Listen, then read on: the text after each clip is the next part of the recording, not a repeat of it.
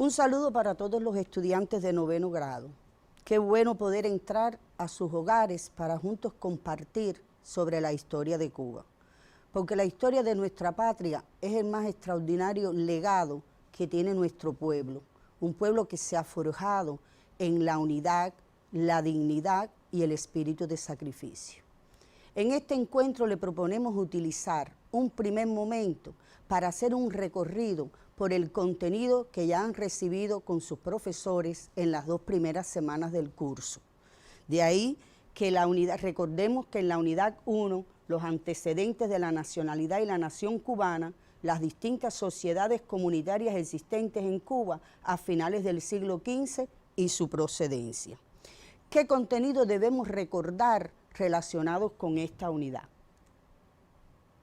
Las sociedades comunitarias existentes en Cuba a finales del siglo XV, los grupos preagroalfareros y agroalfareros, las características generales de las sociedades comunitarias, el choque de 2 culturas con desigual desarrollo, el establecimiento del dominio colonial español en Cuba y la organización política de la colonia, sus primeros gobernantes. Es importante recordar que cuando estudiaron los grupos aborígenes existentes en Cuba, seguramente sus profesores le orientaron a utilizar la información que le brinda del libro de texto en la página 6 a la 14.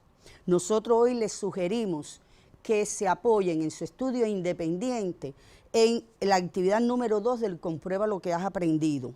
Esta le permitirá realizar una comparación con modelo, habilidad muy importante en nuestra asignatura y que van a estarla ejercitando durante todo el curso. Recuerden que cuando comparamos, hallamos las características semejantes, diferentes, y es muy importante que ustedes puedan llegar a conclusiones una vez que tengan caracterizado el objeto, el fenómeno histórico o la personalidad histórica.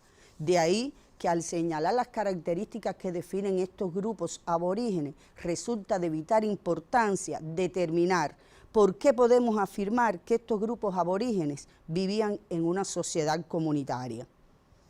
Otros contenidos que han sido objeto de estudio en estas 2 primeras semanas del curso escolar han sido los relacionados con las consecuencias de la conquista y colonización, las primeras manifestaciones de rebeldía de nuestros aborígenes, la invasión británica a La Habana, la figura de Pepe Antonio y Luis de Velasco, las consecuencias para Cuba de la guerra de independencia de las 13 colonias y de la revolución de Haití, como acontecimientos externos que tuvieron su repercusión directa en la colonia.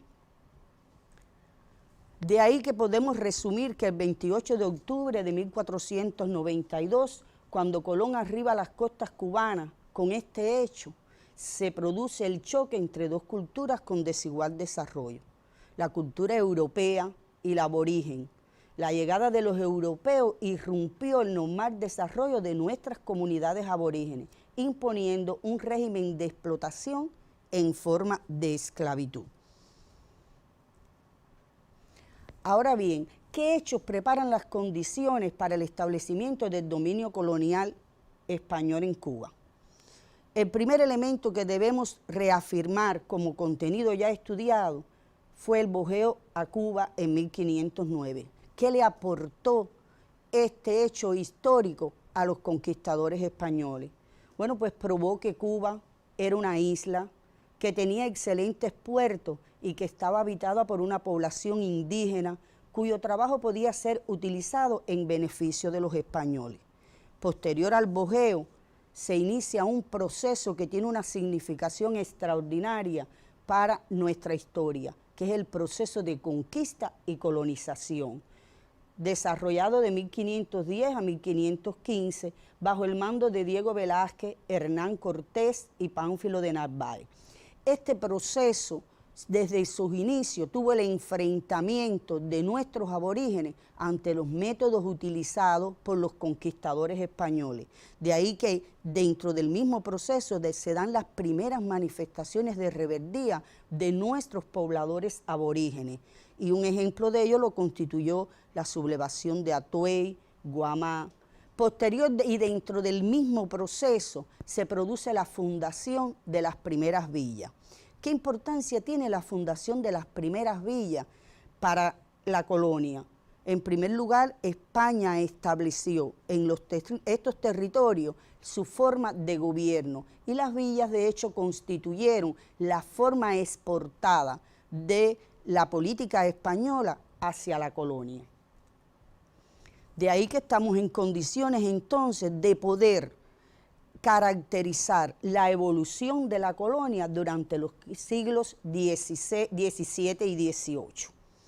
Durante estos siglos ya la colonia, establecida en Cuba como una posesión de España, dependiente económica, política y socialmente, impone una política de protección al comercio, sistema de flota, política del puerto único, la construcción de fortificaciones que prohíbe todo tipo de comercio con el resto de los países o la participación de otros países y hasta de la misma región interna en nuestro territorio.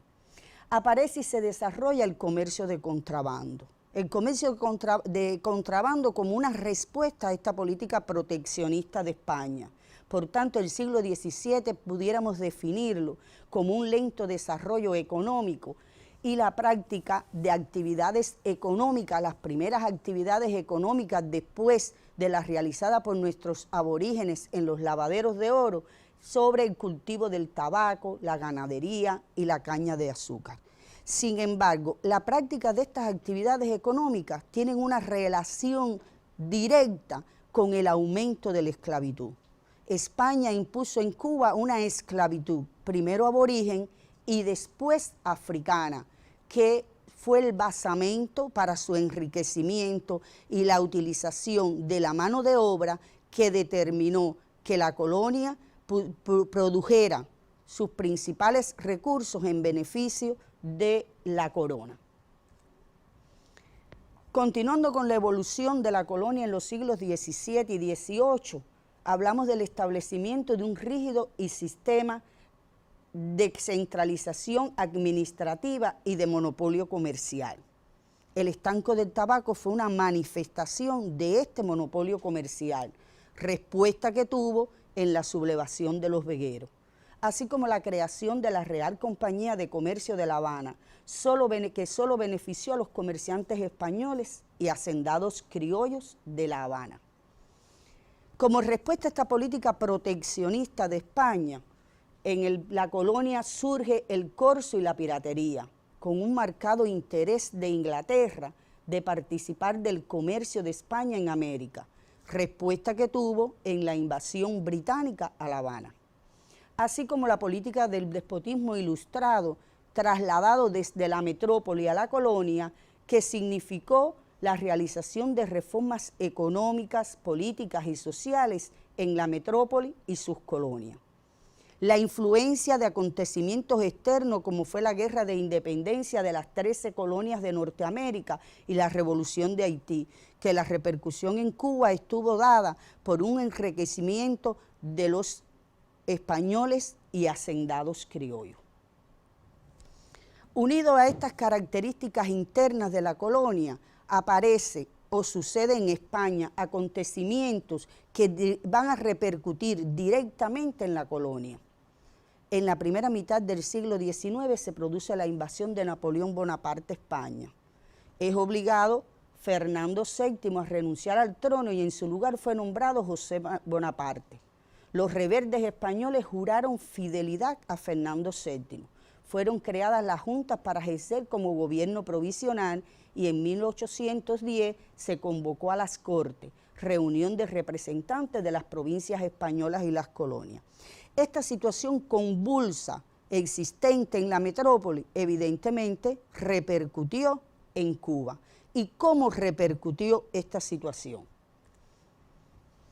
Podemos definir que el siglo XVIII fue un siglo donde se logró un desarrollo económico de la isla y en esa misma medida se produjo una mayor diferenciación entre los peninsulares y criollos, y más la influencia de factores externos. Vamos a detenernos en este elemento al referirnos a un personaje que juega un papel fundamental en nuestra sociedad cubana. al criollo. ¿Quién era el criollo? El criollo era el resultado de un proceso de transculturación, como bien ustedes recuerdan, los nacidos en Cuba, producto de la mezcla entre el componente europeo, africano e indígena. El criollo es un personaje al que nosotros tenemos que mantener muy de cerca en toda la formación del proceso de la nacionalidad cubana, porque fueron los ricos hacendados criollos quienes prepararon el camino ideológico para el estallido de la revolución contra el colonialismo español. Por tanto, ¿qué posición asume este sector de la sociedad ante las medidas proteccionistas de España? ¿Cómo esta figura criolla va a enfrentarse o va a manifestar sus inquietudes ante la metrópoli?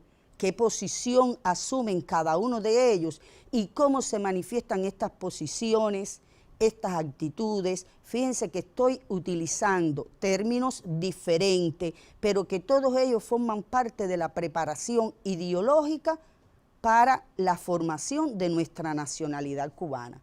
De ahí que le estoy proponiendo un tema que tiene que ver con la influencia de este pensamiento liberal cubano en la formación de nuestra nacionalidad y en el desarrollo de finales del siglo XVIII y principios del siglo XIX de la ideología en la colonia. ¿Cómo plantearon los reformistas criollos sus inquietudes ante la metrópoli?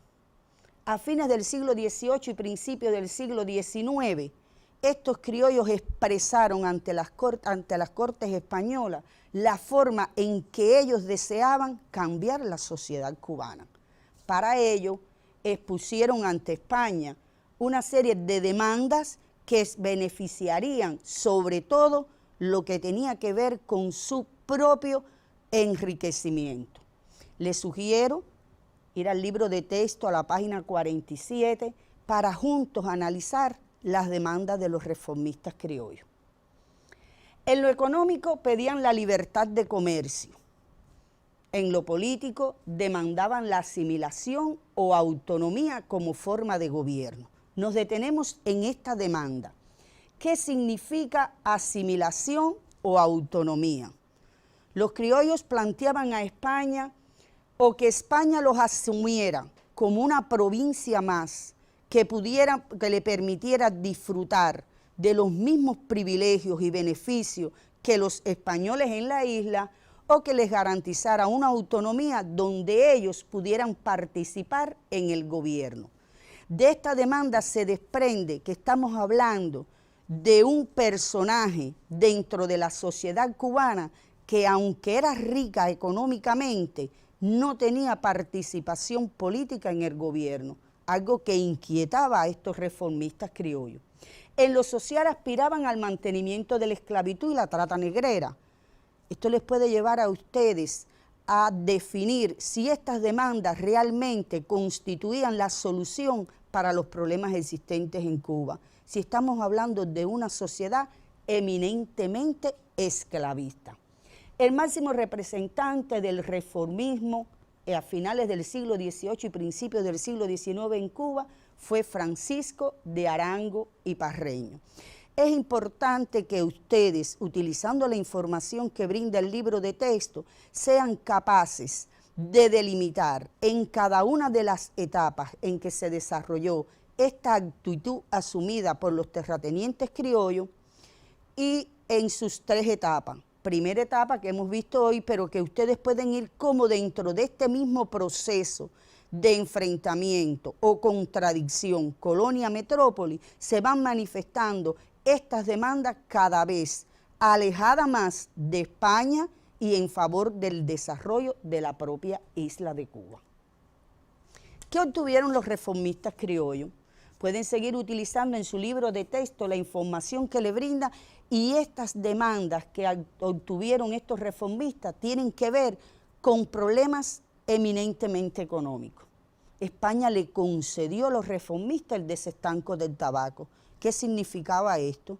La abolición de una medida proteccionista que afectaba a los vegueros y que además limitaba el poder económico de los hacendados criollos.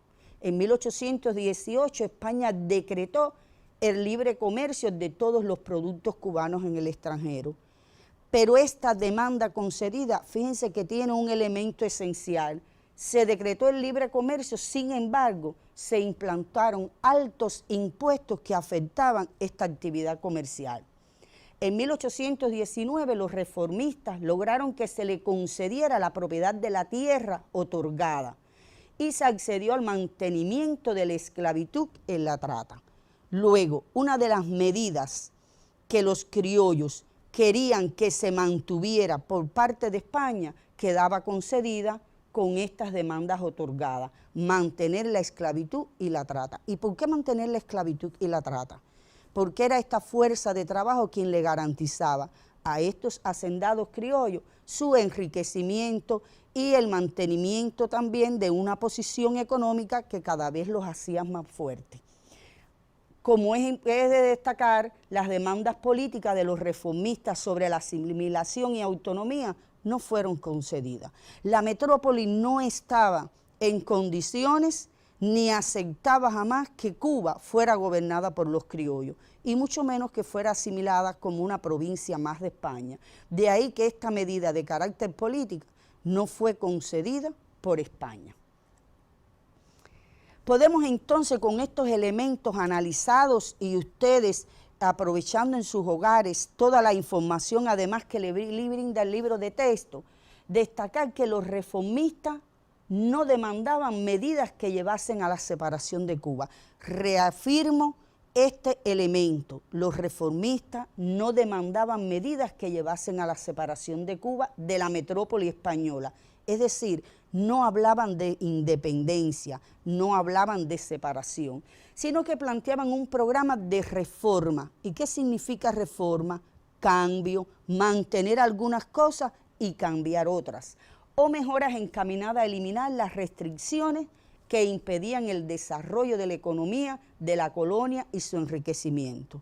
En esta primera etapa, ¿cómo pensaban los reformistas? Con un pensamiento eminentemente económico, que iba más allá de su interés por ver a Cuba separada de España, y sí por ver su enriquecimiento y fortalecimiento económico. ¿Fueron solamente los reformistas los que plantearon sus inquietudes ante España? No, también en esta etapa de finales del siglo XVIII, principio ya de la década del XIX, a un grupo de independentistas fueron más allá de las demandas hechas por los reformistas y conspiraron con un pensamiento independentista que significaba la separación total de la colonia de la metrópoli. Así, la primera conspiración independentista a finales de la primera década del siglo XIX, dirigida por Román de la Luz y Joaquín Infante. En 1812, la conspiración de Aponte se proponía alcanzar la libertad de esclavos y el derrocamiento del poder colonial. Es importante destacar que esta sublevación o conspiración de Aponte comenzó con un significado netamente abolicionista, pero además el hecho de perseguir la separación o pretender el derrocamiento del poder colonial español en Cuba fue más allá solamente de una actitud netamente abolicionista. La conspiración, en 1823, la conspiración de soles y rayos de Bolívar. Miren esta fecha y recuerden los contenidos que recibieron en 8º grado. ¿Qué estaba ocurriendo en América en esta fecha? Las luchas independentistas por la independencia o la independencia de los virreinatos en América. Esta influencia, este marcado interés por separarse de España en las colonias de América, tuvieron su influencia también en Cuba, y esta conspiración, fíjense su nombre, Soles y Rayos de Bolívar. Podrán profundizar sobre su composición, quiénes la integraban, qué cosas eran los soles y los rayos de Bolívar. En 1830 fue descubierta la última conspiración de este periodo, llamada del Águila Negra. Ahora bien, ¿qué figura encontramos nosotros como representatividad de esta corriente independentista o de esta posición asumida por los hacendados criollos.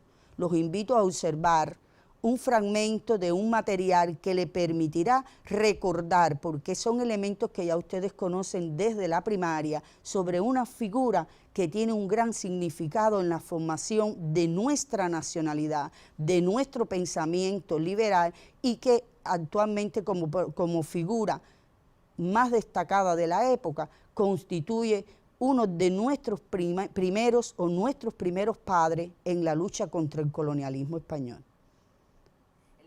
Varela, como también se le conoce, estudió filosofía y teología en el seminario de San Carlos y San Ambrosio y en la Universidad de La Habana. En 1811, ya sacerdote, ocupó la cátedra de filosofía de la primera de esas instituciones. Diputado a Cortes de Cádiz en 1821, en representación de Cuba, defendió el derecho a la autonomía de los territorios americanos, propuso la abolición de la esclavitud en el archipiélago y la modernización de la enseñanza.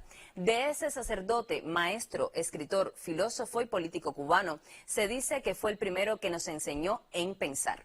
El retorno español al absolutismo monárquico lo condenó a muerte. Huyó de España y se estableció en Estados Unidos, desde donde se consagró a fomentar el independentismo de los cubanos hasta su fallecimiento el 25 de febrero de 1853 en San Agustín, Florida.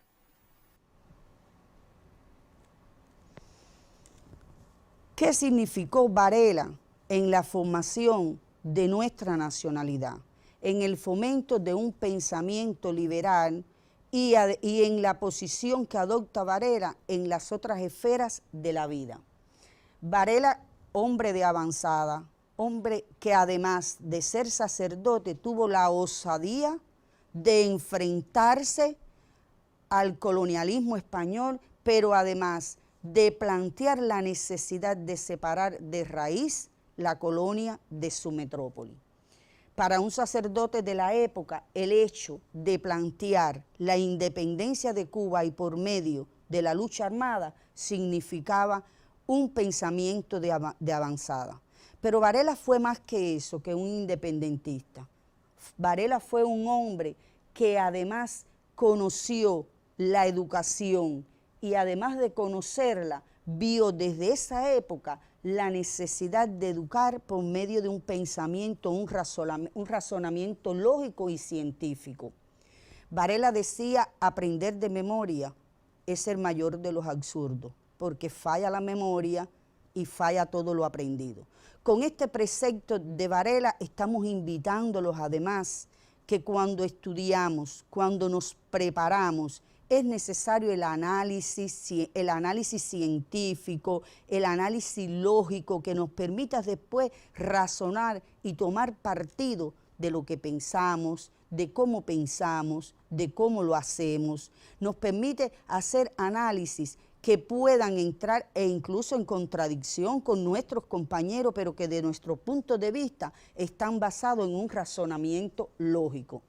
Varela se plantea que nos enseñó a pensar en Cuba. ¿Qué significa pensar en Cuba? ¿Qué significaba para Varela pensar en Cuba? Pensar en un país donde la esclavitud era una forma de explotación. Pensar en un país donde los cubanos, los criollos nacidos en Cuba, carecían de derechos políticos, no participaban del gobierno de la isla y se veían limitados a todo tipo de expresión, y él mismo fue un ejemplo de cómo bajo el arraigo a la patria y bajo el arraigo a su interés por lograr la independencia, tuvo que huir a Estados Unidos, donde allí logró su pensamiento y la evolución de su formación política.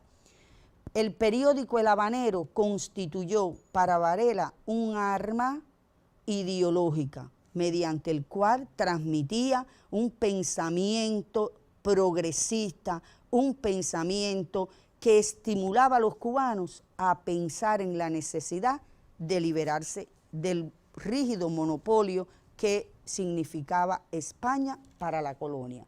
Por eso cuando hablamos de nuestros primeros padres, cuando hablamos de aquellos los primeros que nos estimularon al logro de la independencia, a fomentar lo que hoy ha sido nuestro país y mantiene nuestro pueblo en defensa de las conquistas logradas, no podemos dejar de pensar en estos primeros padres, porque la historia nos enseña eso. Olvidar nuestras raíces, olvidar nuestro pasado, significa olvidar el presente y no prepararnos para comprender el futuro. Entonces les proponemos realizar una actividad independiente que les permitirá reafirmar el contenido trabajado y prepararnos para el próximo encuentro. Vamos a realizar la actividad 1 y 2 del Comprueba lo que has aprendido, que aparece en el libro de texto, página 51. La actividad 1 plantea: haz un análisis del reformismo de principios del siglo XIX y demuestra con elementos extraídos del texto que fue un movimiento político progresista en aquellos momentos. Fíjense que el análisis tiene que ir más allá de determinar las demandas hechas por los reformistas, el significado que tuvo el reformismo de finales del siglo XVIII y principios del siglo XIX, sino de demostrar que aun cuando ellos no fueron todo lo radical que podían haber sido, teniendo en cuenta la situación que veía que existía en el país, el reformismo demostró ser un movimiento político progresista para la época, porque ya estaban pensando en cómo resolver los problemas con España. Y una segunda actividad que plantea por qué calificamos a Félix Varela como el primer intelectual revolucionario cubano. Pueden utilizar la información que le brinda el libro de texto e incluso en la página 50 aparecen fragmentos de escritos por Varela, por documentos y documentos escritos por Varela que le pueden aportar muchos elementos para ver la profundidad de este pensamiento. Así estamos concluyendo nuestro primer encuentro. Esperamos vernos pronto el próximo lunes y no olviden cumplir con las medidas higiénico-sanitarias que hoy nos impone esta situación adversa que vive nuestro país.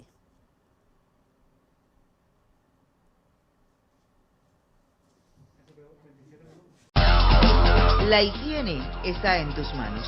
Mantenerlas limpias es proteger tu salud. Moje sus manos con agua y aplique jabón. Frótese con la otra durante 30 segundos. Frótese las palmas, lávese las muñecas, frótese los dedos, frótese debajo de las uñas. Enjuáguese las manos con el agua necesaria. Séquese bien con toallas, servilletas desechables o pañuelos según disponga.